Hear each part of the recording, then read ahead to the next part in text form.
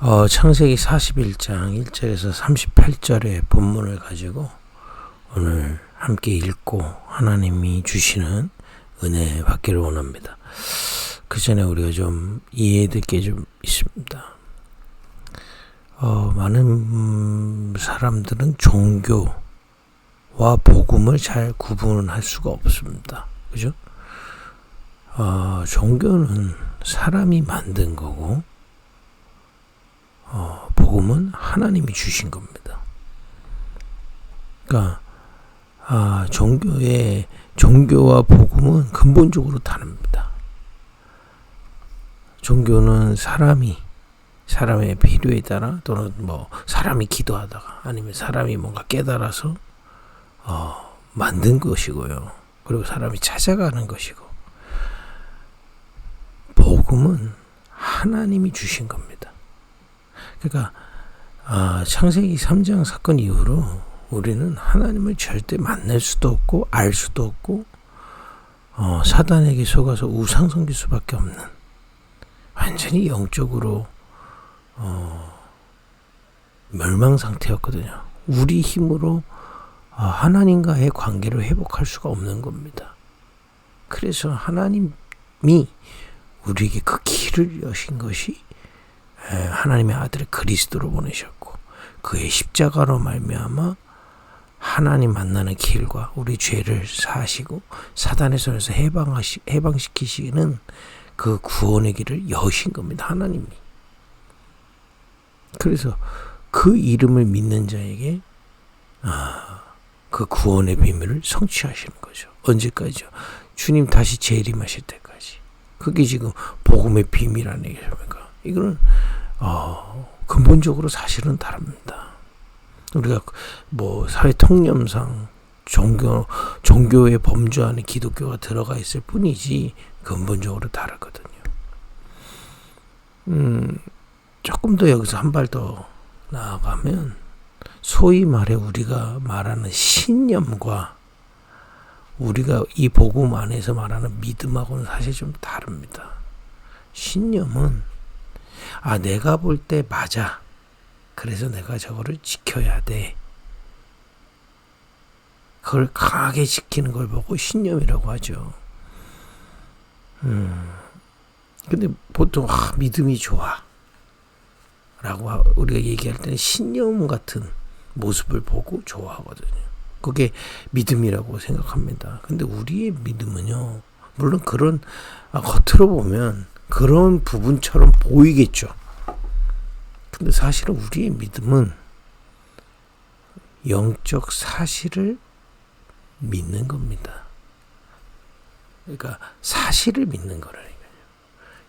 성경은 이걸 보고 실상을 믿는다고 되어 있습니다. 우리 뭔가 내가 믿고 있는 거에 대해서 강하게 보자고 막 이렇게 그걸 믿음 좋다고 여기잖아요. 그것과 믿음하고 잘 구분을 못한다니까요. 실상을 믿는 겁니다. 그리스도로 구원받은 자에게 성삼위 하나님은 함께 하시고 계십니다.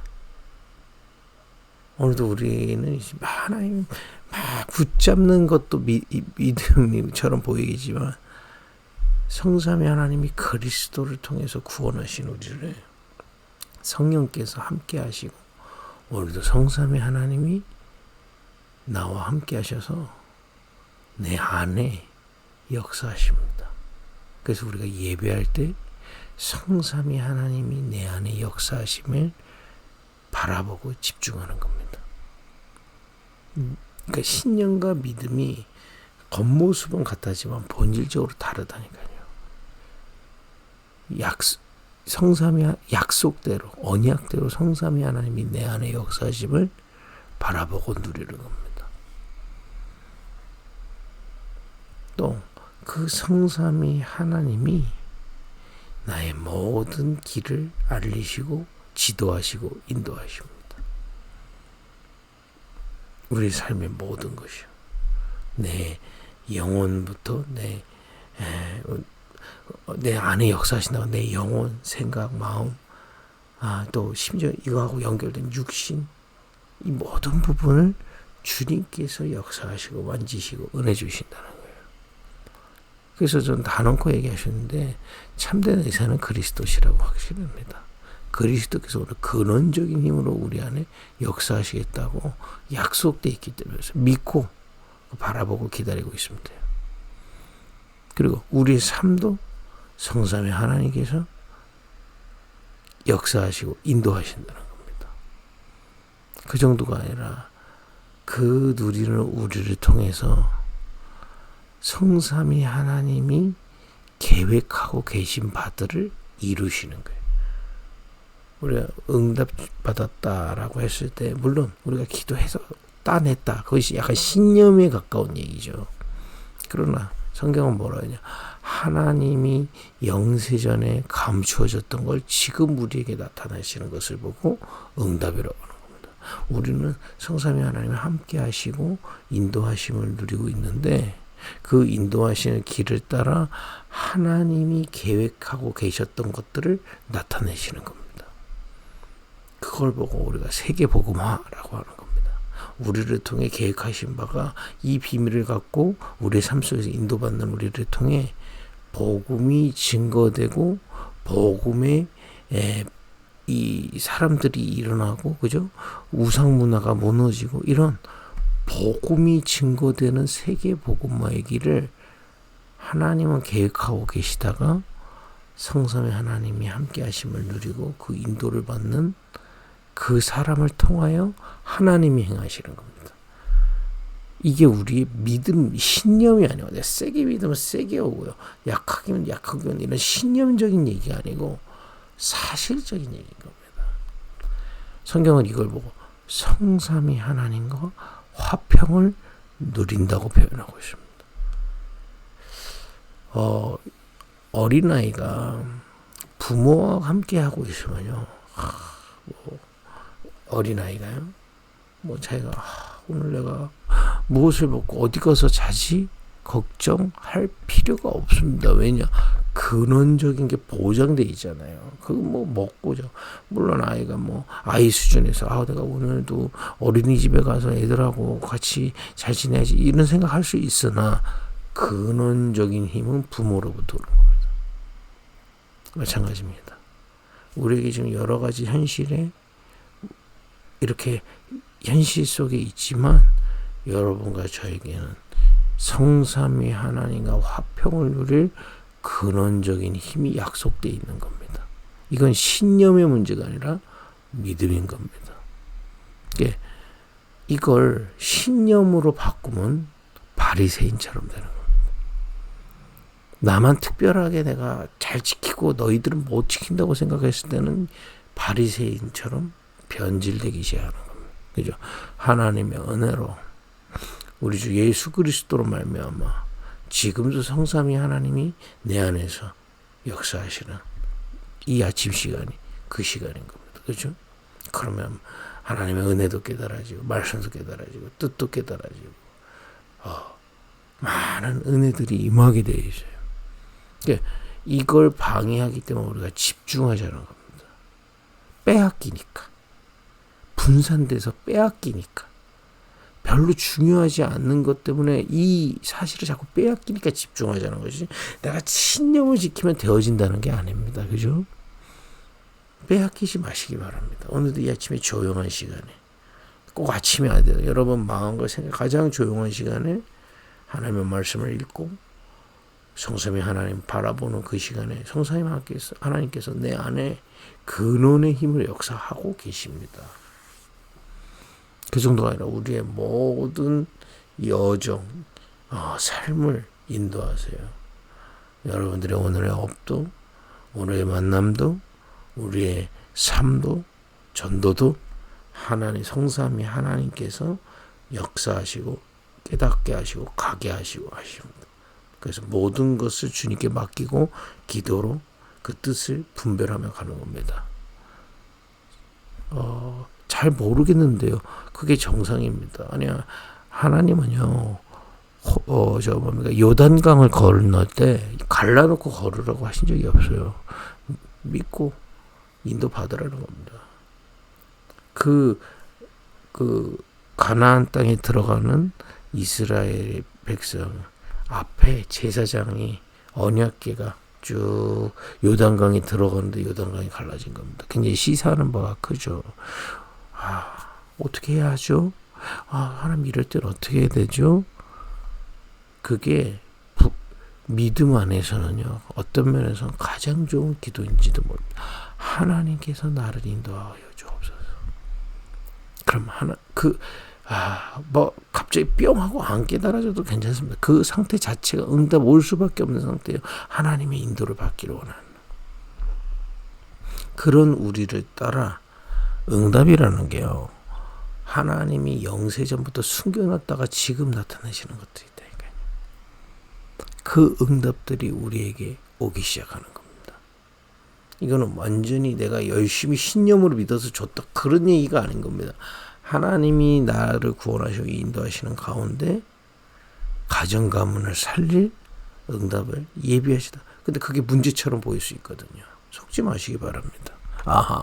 하나님이 하시는 일이. 한 지역을 살리는 일을 하나님이 예비했다가 이렇게 일으키시거든요. 근데 문제처럼 보일 수도 있어요. 하나님이 행하시는 일. 세계를 살리려고 우리가 하고 있는데, 저 예루살렘 교회가 이걸 위해 기도하다가 흩어져서 안디옥에다가 교회에서 세계 선교로 해서 하나님이 하시는 일. 우리는 신념을 믿는 게 아닙니다. 영적 사실을 믿는 거예요. 그죠? 그래서 우리가 그걸 보죠. 언약을 붙잡은 겁니다.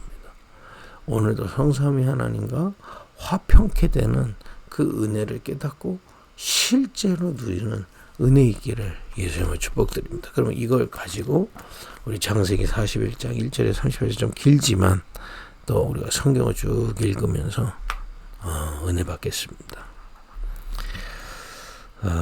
지금은 이제 배경은 애굽이고요. 요셉이 지금 감옥소에 있는 상황입니다. 그 누명 때문에 감옥에 갔죠. 근데 어떻게 요셉은 버틸까요? 버틴 게 아니라 믿었다니까요. 성삼위 하나님이 내 안에서 역사하고 계시고 나에게 이 모든 여정을 인도하고 계심을 믿음으로, 기도로, 그것을 화평함을 계속 누리면서 계속 인도받고 있는 겁니다.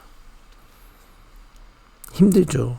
우리 육신적인 기준으로 딱 우리의 생각이 가버리면 힘들죠. 그러나 믿음의 비밀 속으로 들어가면 그 어려운 가운데서 하나님의 주시는 은혜들을 발견해 간 겁니다. 요셉이요.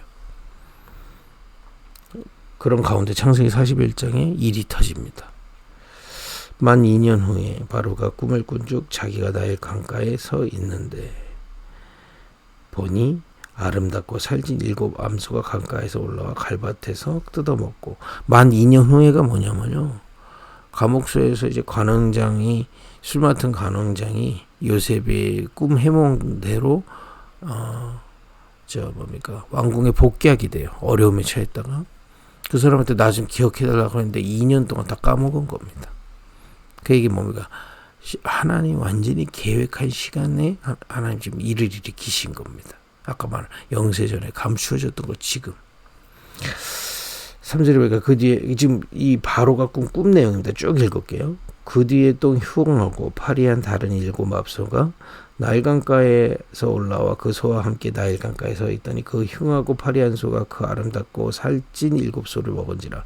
바로가 곧 깨었다가 다시 잠을 들어 꿈을 꾸니 한 줄기에 무성하고 충실한 7 이상이 나오고 그 후에 또 가늘고 동풍에 마른 7 이상이 나오더니 그 가는 7 이상이 무성하고 충실한 7 이상을 삼킨지라. 바로가 깬즉 꿈이라. 아침에 그의 마음이 번민하여 사람을 보내 애굽의 점술가와 현인들을 모두 불러 그들에게 그의 꿈을 말하였으나 그것을 바로에게 해석하는 자가 없었더라. 지금 애굽이 난리가 난 겁니다. 바로가 꿈을 꿨는데 아무도 해석을 못 해주는 거예요. 그런데 마음에 너무 고민될 만한 꿈인 겁니다. 근데 드디어 기억이 났어요. 그 요셉에게 은혜를 입었던 술 맡은 관원장의 구절이 이렇게 됩니다. 술 맡은 간원장이 바로에게 말하여 이르되 내가 오늘 내 죄를 기억하나이다. 바로께서 종들에게 노하사 나와 떡 굽는 간원장을 친위대장의 집에 가두셨을 때 나와 그가 하룻밤에 꿈을 꾼즉 각기 뜻이 있는 꿈이라. 그곳에 친위대장의 종된 히브리 청년이 우리와 함께 있기로 우리가 그에게 말하면 그가 우리의 꿈을 풀 때 그 꿈대로 각 사람에게 해석하더니 그 해석한 대로 되어 나는 복직되고 그는 매달렸나이다. 이제 이전에 꿈을 꾸었던 꿈을 해석해줘서 그대로 되어졌던 그걸 지금 바로한테 얘기하는 거죠. 이에 바로가 사람을 보내어 요셉을 부르매 그들이 급히 그를 옥에서 내놓은지라. 요셉이 곧 수염을 깎고 그의 옷을 갈아입고 바로에게 들어가니 바로가 요셉에게 이르되 내가 한 꿈을 꾸었으나 그것을 해석하는 자가 없더니 들은즉 너는 꿈을 들으면 능히 푼다 하더라. 그랬더니 요셉이 이렇게 어마어마한 대답을 합니다. 요셉이 바로에게 대답하여 이르되 내가 아니라 하나님께서 바로에게 편안한 대답을 하시리이다. 요셉은요 완전히 믿음을 가졌던 사람입니다. 성삼위 하나님이 내 안에서 나를 완전히 인도하고 계심을 이미 애굽의 노예로 잡혀와서 감옥소로 13년을 쭉 인도받으면서 확신한 겁니다. 내가 아닌 겁니다. 어떻게 내 실력으로 내가 이렇게 한 게 아니다 이 말이에요. 완전히 언약대로 하나님 인도하셨다는 얘기인 겁니다. 믿음이죠. 신념이 아니라니까요. 이런 바리새인 사상에서 벗어나야 됩니다. 내가 지켰어. 복음은 그런 게 아니에요. 복음은 하나님이 주신 것이고 성삼위 하나님이 언약하신 대로 우리 안에서 지금도 역사하시고 인도하고 계시고 우리를 통해 하나님이 계획하신 세계 복음화의 일들을 하나하나씩 그 시간표에 일하시는 겁니다. 그걸 믿고 우리는 그래서 기도는 뭐냐? 그 성삼위 하나님과 화평을 계속 누리는 겁니다. 지금 요셉이 그 고백을 한 거예요. 그래서 내가 푸는 게 아니고 하나님이 당신에게 답을 주실 것이다. 바로 요셉에게 이르되 내가 꿈에 나일강의 강가에 서서 보니 살찌고 아름다운 7 암소가 나일 강가에 올라와 가밭에서 뜯어먹고 그 뒤에 또 약하고 심히 흉하고 파리한 7 암소가 올라오니 그같이 흉한 것들은 애굽 땅에서 내가 아직 보지 못한 것이라. 그 파리하고 흉한 소가 처음에 7 살찐 소를 먹었으나 먹은 듯 하지 아니하고 여전히 흉하더라. 내가 곧 깨었다가 다시 꿈에 보니 한 줄기에 무성하고 충실한 7 이상이 나오고 그 후에 또 가늘고 동풍에 마른 7 이상이 나더니 그 가는 이삭이 좋은 7 이삭을 삼키더라. 내가 그 꿈을 점술가에게 말하였으나 그것을 내게 풀이해 주는 자가 없느니라. 요셉이 바로에게 아뢰되 바로의 꿈은 하나라. 25절입니다. 하나님이 그가 하실 일을 바로에게 보이셨다. 7 좋은 남자는 7이에요. 바로 지금 해석하고 있습니다. 얼마나 기도의 비밀로 하나님이 지금 이 얘기를 지금 요셉이 예의상하는 게 하나님이 지금 깨닫게 하시는 걸 얘기하는 거거든요. 그 얘기는 뭡니까? 하나님의 언약대로 지금 하나님이 요셉에게 역사하시고 인도하시고 그걸 하나님이 하실 것들을 지금 깨닫고 이 화평케 되면 누리고 있는 거거든요. 7 좋은 암소 7회요. 7 좋은 이삭도 7회니 그 꿈은 하나라. 그 후에 올라온 파리하고 흉한 7소는 7년이요. 동풍에 말라 속이 빈 7 이상도 7회 흉년이니 내가 바로에게 이르기를 하나님이 그가 하실 일을 바로에게 보이신다 함이 이것이라. 온 애굽 땅에 7회 큰 풍년이 있겠고 후에 7회 흉년이 들므로 애굽 땅에 있던 풍년을 다 잊어버리게 되고 이 땅이 그 기근으로 망하리니 후에 그 흉년이 너무 심함으로 이전 풍년을 이 땅에서 기억하지 못하게 되리이다. 바로께서 꿈을 2번 겹쳐 꾸신 것은 하나님이 이 일을 정하셨습니다. 하나님이 속히 행하시리니 이제 바로께서는 명철하고 지혜 있는 사람을 택하여 애굽 땅을 다스리게 하시고 바로께서는 또 이같이 행하사 나라 안에 감독관들을 두어 그 7회 풍년에 애굽 땅의 5분의 1을 거두되 그들로 장차 올 풍년의 모든 곡물을 거두고 그 곡물을 바로의 손에 돌려 양식을 위하여 각 성읍에 쌓아두게 하소서. 이와 같이 그 곡물을 이 땅에 저장하여 애굽 땅에 임할 7회 흉년에 대비하시면 땅이 이 흉년으로 말미암아 망하지 아니하리라. 이게 지금 요셉 수준으로 얘기하는 게 아닙니다.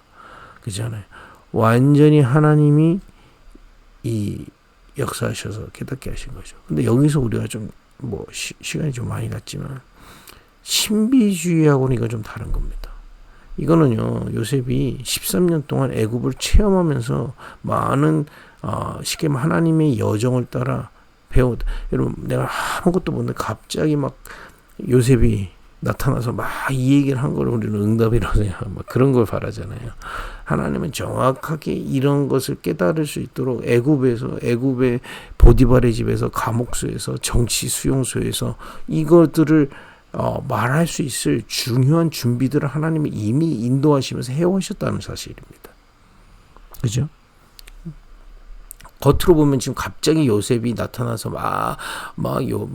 애굽으로 해결책을 내주는 것 같지만 사실은 13년 동안 하나님이 저 노예로 보내서 그 보디발 집 노예로부터 시작해가지고요, 쭉 애굽의 모든 부분을 공부하고 깨닫게 하고 쭉 이어오시는 중에 이 답을 주도록 하나님이 인도해 오셨다는 것을 기억하셔야 됩니다. 그래서 여러분들의 오늘이 중요한 거예요.